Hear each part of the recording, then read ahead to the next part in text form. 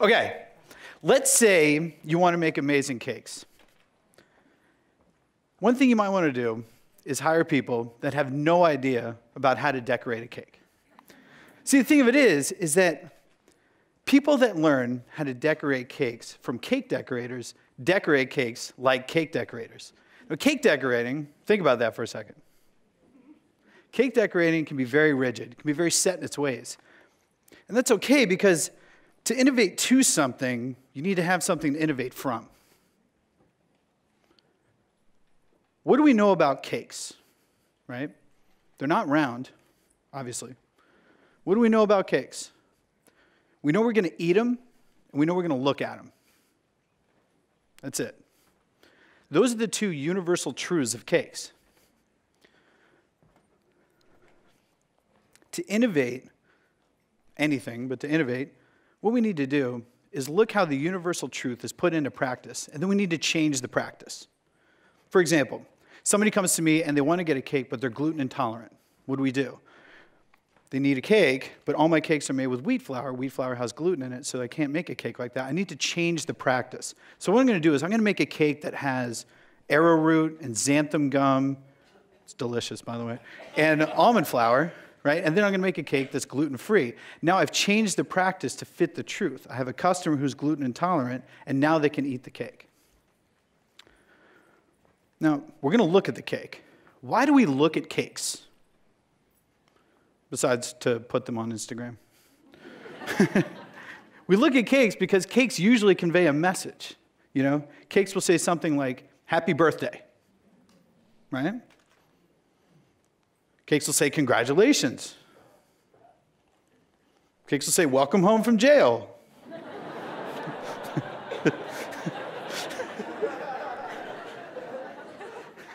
I got a couple of those.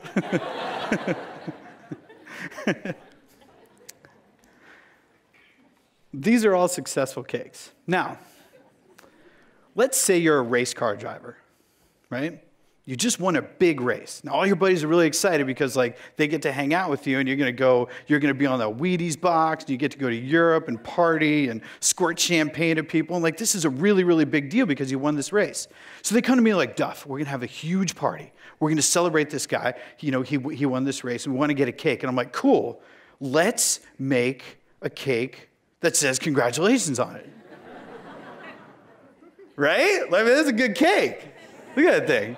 Right? You're not going to give him that cake. That's terrible, right? That is so underwhelming, you know? So for like, okay, this is probably you graduated 3rd grade. Big deal. You get this is your cake. But when you win a big race, you're going to need something a little bit more than that. You don't need the prison cake. You're going to need something that's really going to celebrate the gravity of the situation and how excited all your buddies are. So what if I made you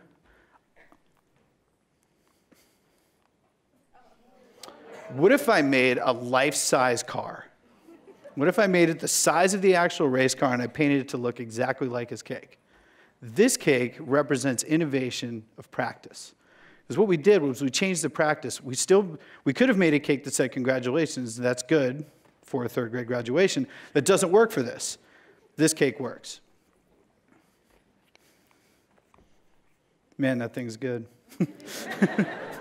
I get excited every time I look at it. Now, who makes cakes like these? It's made out of cake and frosting. So you would think that the people who work with cake and frosting the most would be the kind of person that would make this, a cake decorator. The thing about this cake, though, is that we had a 45-pound motor that was stuck inside of it that made the tires spin. Okay?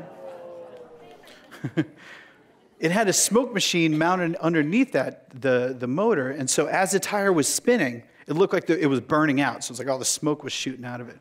We took a huge speaker and we mounted it underneath the cake. And then we had a little sound card that played the sound of a race car engine revving. So when you turn the cake on, whoo, you know, it would turn on. It was really cool. I have a video on my phone. I guess it's not going to work. But it was really, really cool, right?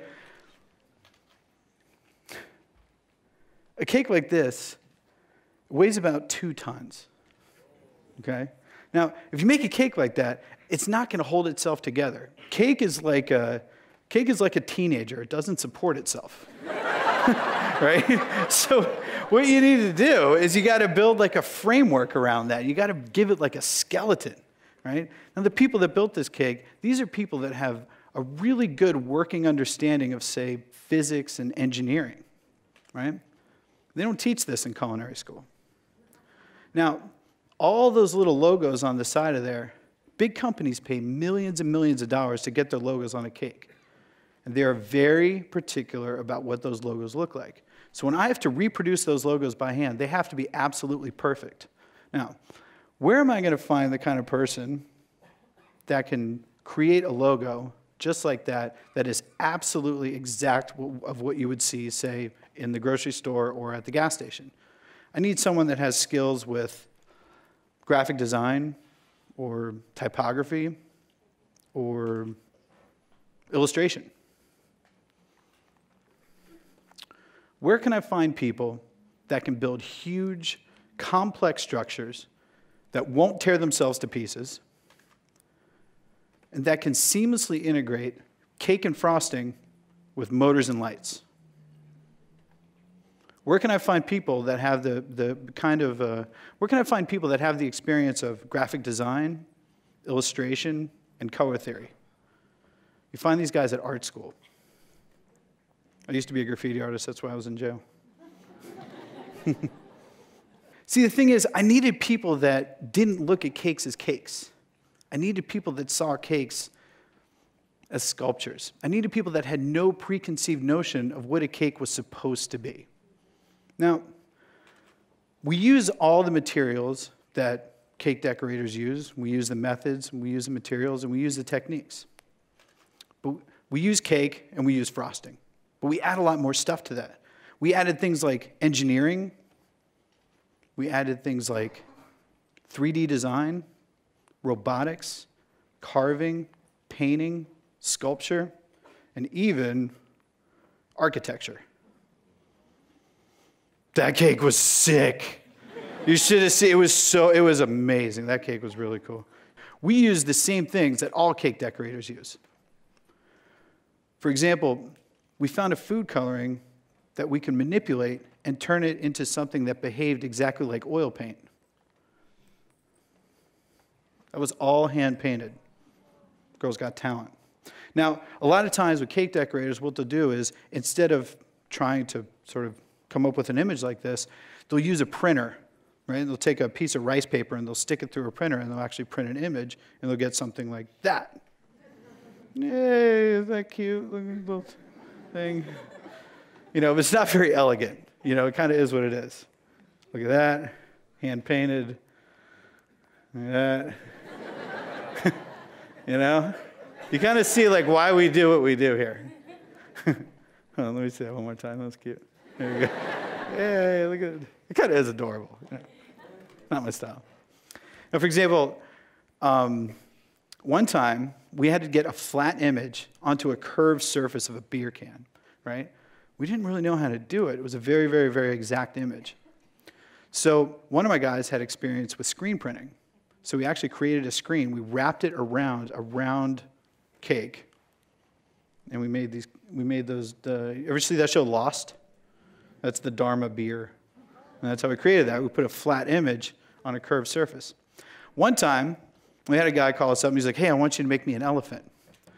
So we're thinking about the elephant, we're thinking about the skin, and we're thinking about the texture of the skin, and how are we going to make an elephant? Because most cakes are really smooth, you know?